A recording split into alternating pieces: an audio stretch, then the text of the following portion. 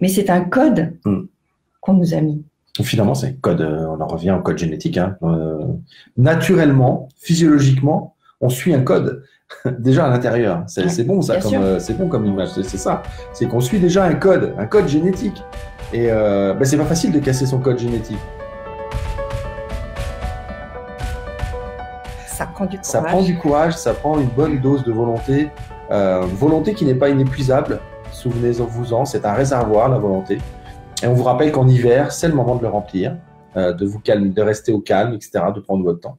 C'était une entreprise qui était sur beaucoup de process, sur l'ordre, sur tout ça, et que lui, il est arrivé avec un stade d'innovation, etc. Et qu'il est arrivé là-dedans en disant, c'est ça que maintenant il faut faire, c'est l'innovation, il faut y aller. Sauf que les gens qui étaient dans l'ordre, les process et tout, eux, n'étaient pas du tout d'accord avec ça. Et ça n'a pas fonctionné.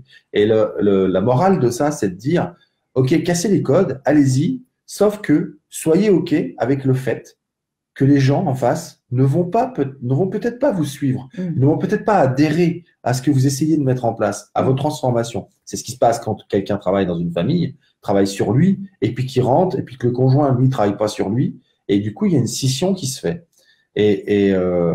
C'est important d'accepter que l'autre ne puisse pas accéder à ça, et peut-être plutôt que de le pousser à le faire, c'est de discuter avec lui que comment lui il verrait les choses, comment on pourrait marier les deux, comment on pourrait créer une alliance pour que chacun y trouve son compte.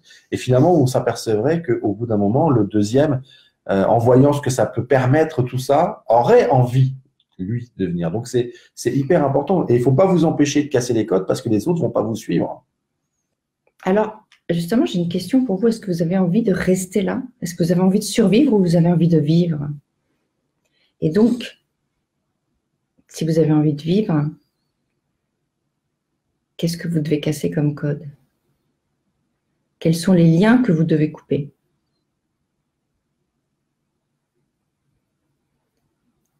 Réfléchissez à ça, écrivez-le. Pour nous, parce qu'on aime ça. Pour vous, déjà. Mais il est vraiment temps, nous, on vous dit des choses, on vous transmet des messages. Et à un moment donné, c'est à vous de prendre des choses en main. Parce qu'on est tous ensemble, mais en même temps, on est chacun unique, et vous le savez très bien. Et chacun avance à son rythme, chacun avance sur son chemin. Donc tout ce qu'on vous dit, c'est pour vous. Et pour nous, on se le dit, moi je le dis pour moi. Le JP se le dit pour lui, en fait. En fait, vous savez, depuis 15 jours, j'ai un lumbago. Voilà. Enfin, là, je l'ai plus, comme par hasard. J'ai un lumbago parce que on devait venir ici, parce que on est en accord avec certaines valeurs de tout ce qu'on apprend ici, et on est en désaccord avec quelques-unes qui ne sont pas des valeurs, mais plutôt des pratiques qui ne correspondent pas à nos valeurs et qu'on n'a pas envie d'acquérir et qu'on n'a pas envie de développer. Et en fait, en tout cas moi, je parle pour moi, je suis en bagarre avec ouais, mais il y a que ça qui marche. Mais non, on doit pouvoir trouver autre chose. Et en fait, je suis dans cette espèce de jeu du Bernard l'ermite où je vais voir là où vraiment ça me fait vibrer. Et puis je me dis ouais, mais ça marche pas. Et puis je reviens dans l'ancien truc qui est des techniques qui fonctionnent aujourd'hui. Et puis je pense que là, je parle pour nous deux, mais je pense qu'on a décidé de rester là où on vibre. Et puis d'accepter, en revanche, que ça change lentement, d'accepter que ça aille plus lentement. Et ce lumbago, je n'avais pas envie de venir ici, en fait, finalement. Je veux dire, intellectuellement, il y avait tellement de trucs qui se jouaient, je freinais à venir, je me suis tapé un lumbago parce que c'est là que ça fait mal quand on freine trop, quand on résiste. La résistance qui tape sur les reins. Et voilà, quoi. C'est-à-dire que plus on va prendre de temps à suivre l'évidence, plus on va se créer des maux physiques, parce que vous savez très bien que tout ce qui se passe psychologiquement a un impact sur notre corps. Et évidemment, j'ai entendu des choses pendant ce mastermind qui m'ont dérangé. Et comme je suis quelqu'un de pas trop entier, eh bien, hier, j'ai eu mal au foie parce que j'avais de l'irritation, j'avais de la colère. Oui, je suis transparent, je le dis. J'ai envie qu'ils sachent aussi que nous aussi, on passe par des caps comme ça, Faut pas croire que parce qu'on est là à vous raconter des choses et à essayer de vous inspirer à changer votre vie comme vous la souhaitez, que nous, ça roule tout seul, là, clac, clac, vas-y, on se lève le matin et vas-y, à la one again, et on est là, tout va bien, c'est facile, pof, on a une idée, ça marche. Non, non, On est comme vous. C'est juste que justement, nous, on a envie d'essayer de vous faire profiter de nos expériences pour vous faire gagner du temps à vous, finalement. On sait bien que ça gagnera peut-être pas de temps, mais notre souhait, ça serait que vous ayez envie de changer sans vous taper dans le mur, sans avoir la douleur. Ça aussi, on en parlait, que c'est généralement la souffrance qui nous fait changer. Et on aimerait tellement que vous soyez pas obligés de souffrir pour pouvoir transformer votre vie, pour pouvoir incarner votre vie.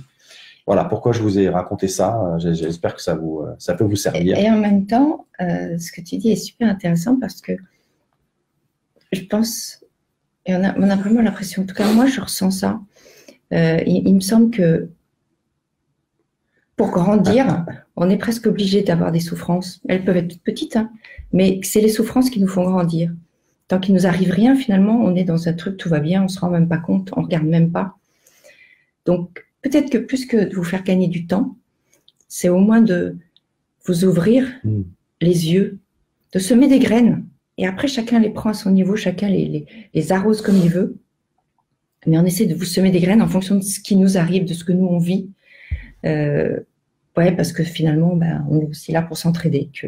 On a envie de ça, on a vraiment envie que vous restiez pas là où vous êtes, si jamais vous n'y êtes pas bien. Donc, il y a Hélène qui nous dit que depuis 2 ans, elle casse pas mal de codes, qu'elle change, elle grandit beaucoup et que elle apprend à s'aimer plus et que ça donne envie à son entourage, finalement, eux aussi, de grandir. Vous voyez, j'aime beaucoup ce truc de donner envie à mon entourage plutôt que de dire à mon entourage « Ouais, mais il faut changer aussi, c'est mieux. » Elle change. On la voit changer. Alors, des fois, il y a des gens qui réagissent violemment parce que ça parle d'eux, qu'eux n'arrivent pas à changer et ça les emmerde. Alors, ils réagissent violemment, mais dans l'ensemble, quand on commence à être inspirant, autour de soi, si on est observateur, on va s'apercevoir que ça change. Et c'est super intéressant ce que dit Hélène parce qu'effectivement, l'image que j'ai, c'est comme la goutte d'eau, en fait. À partir du moment où vous travaillez sur vous et vous, entre guillemets, vous soignez, vous soignez autour de vous. Parce que forcément, votre regard change. Et je pense que vous avez tous compris que vous êtes créateur par votre pensée et votre façon d'être. Et donc, dès que vous changez, si vous voulez changer quelque chose autour de vous, il faut commencer par vous changer vous. Et donc, c'est exactement ce qu'elle raconte. Il y a Anne Chantal qui nous dit aussi, qui nous fait un jeu de mots, un lampago. Effectivement, c'est le go qui me gênait un peu. C'est ça, c'est top. Excellent. Excellent. Et on va bien rire dans une semaine, je crois, Anne Chantal.